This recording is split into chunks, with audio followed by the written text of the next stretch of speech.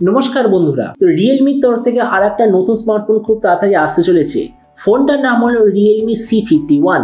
আর এই ফোনটাতে কি ডিজাইন হবে, কি স্পেসিফিকেশন হবে, কবে লঞ্চ হবে আর কি দামে লঞ্চ হবে, সব ইনফরমেশন আমার কাছে অলরেডি এসে গেছে।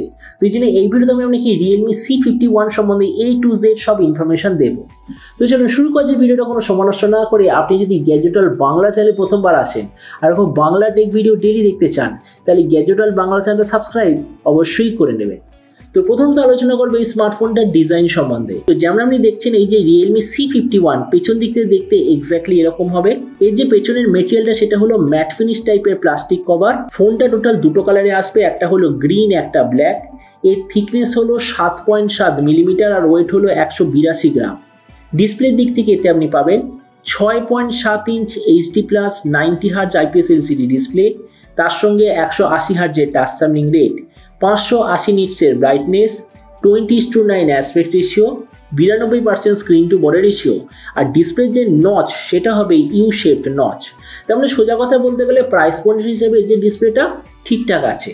প্রসেসরের দিক থেকে এতে আপনি পাবেন ইউনিসক T612 প্রসেসর। ক্যামেরার দিক থেকে এতে আপনি পাবেন 50 আর 8 মেগাপিক্সেলের ডুয়েল রিয়ার ক্যামেরা, তার সঙ্গে 5 মেগাপিক্সেলের সেলফি। এই প্রাইস পয়েন্টে আপনি পাবেন এর 4GB র্যাম, 64GB মেমোরি।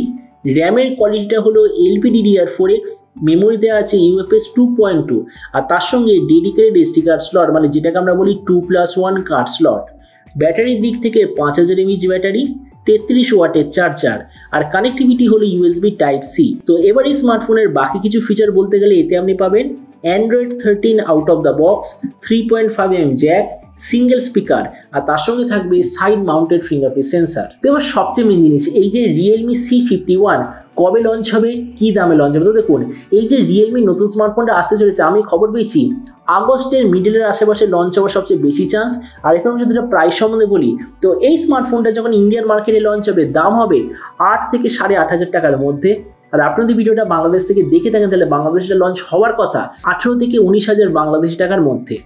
তো এবার সব ভিডিওর মধ্যে কিন্তু আপনাকে জানাবো এই যে স্মার্টফোনটা যে আসতে চলেছে এটা কি প্রাইস পয়েন্টে সবচেয়ে ভালো নাকি এর চেয়ে বেটার অন্য কোনো ফোন অ্যাভেলেবেল আছে। তো দেখুন আমরা যদি এই প্রাইস পয়েন্টে দেখি তাহলে এর সঙ্গে একটাই ফোন কম্পিট করবে যেটা এই প্রাইস পয়েন্টে অ্যাভেলেবেল, ফোনটার নাম হলো পোকো C55।